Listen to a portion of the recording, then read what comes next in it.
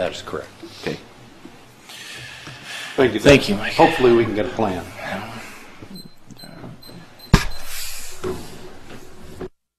I know we're running late. I'd like to get home as much as all of you guys would.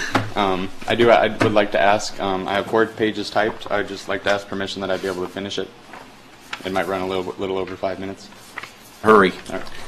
This next issue that I would like to bring to your attention is one that I am very passionate about and have done years of relentless research to weed out the actual facts from the fiction and propaganda.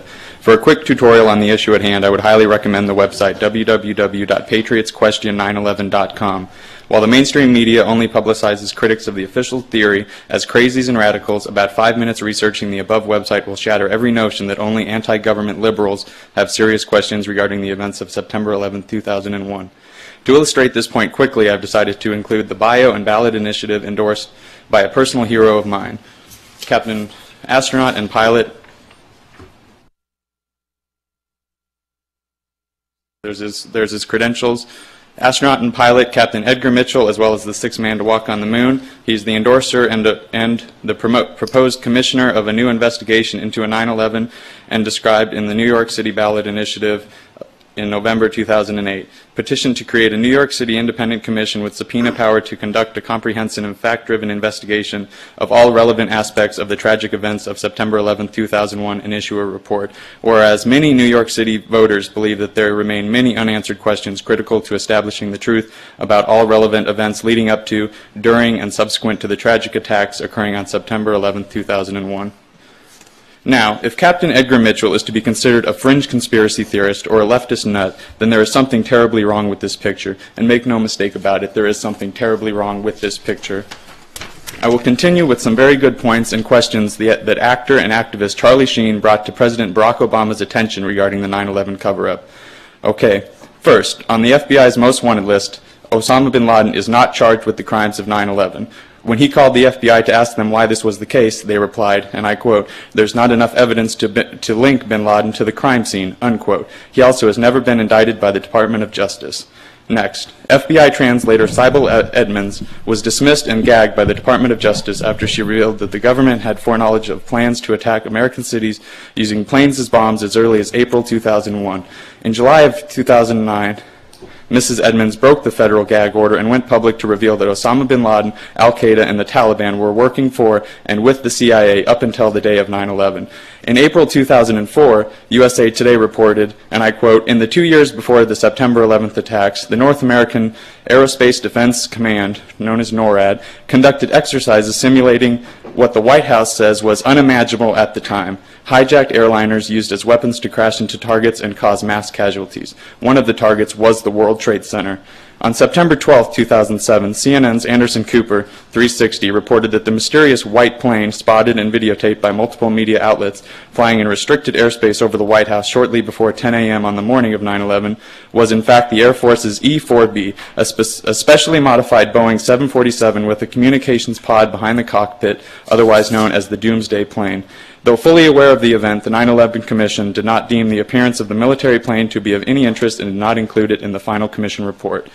3 F-16s assigned to Andrews Air Force Base, 10 miles from Washington, D.C., are conducting training exercises in North Carolina, 207 miles away from as the first plane crashes into the World Trade Center.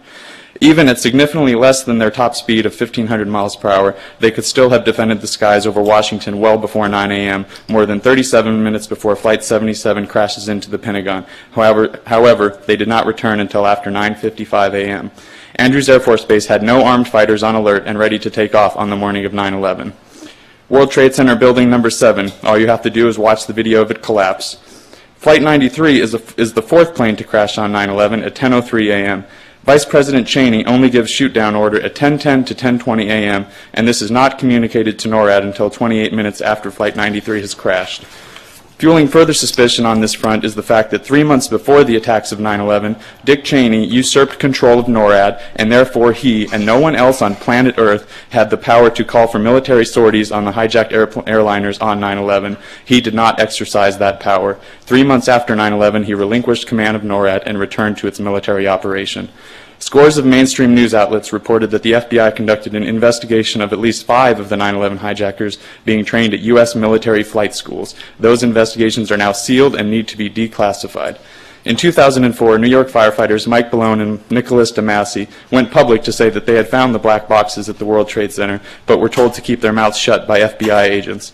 Nicholas DeMasi said that he escorted federal agents on an all-terrain vehicle in October 2001 and helped them locate the devices, a story backed up by rescue volunteer Mike Balone. As the Philadelphia Daily News reported at the time, their story raises the question of whether there was some sort of cover-up at Ground Zero.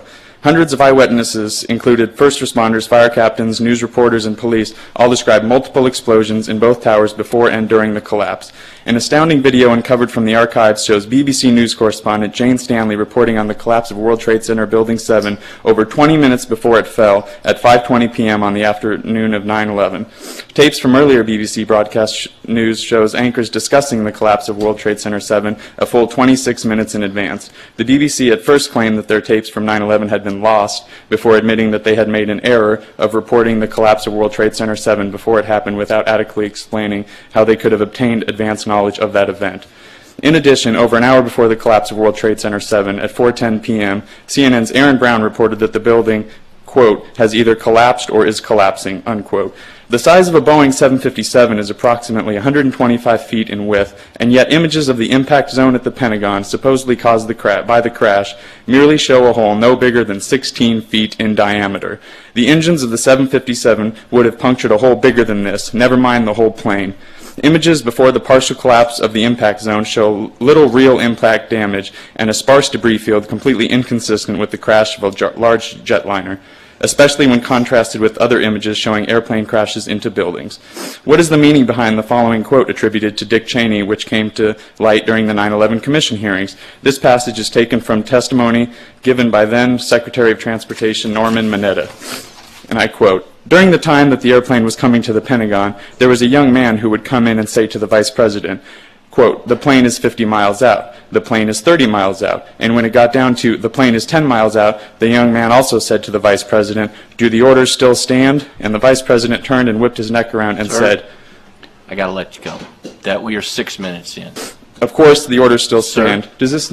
No, You guys don't even care, do you? No, we're listening, but we have rules and regulations, and I let you go a complete minute over. Oh, I had like three paragraphs left, but apparently you guys really don't care. Thank you. I'm sorry you feel that way. Like you're listening. Mr. Chair, seeing nobody else coming forward, I would move for adjournment, advancement of The truth hurts, doesn't it? Sir? Go ahead, John. Mr. Chair, I would move for adjournment, advancement of the pending list, and schedule the resolutions for next week. Second. Discussion. Call the roll. Carroll. Yes. Cook. Yes. Emery. Yes. Hornung. Yes. Snyder. Yes. Spots. Yes. Camp. Yes. Motion carried 7-0. We are adjourned.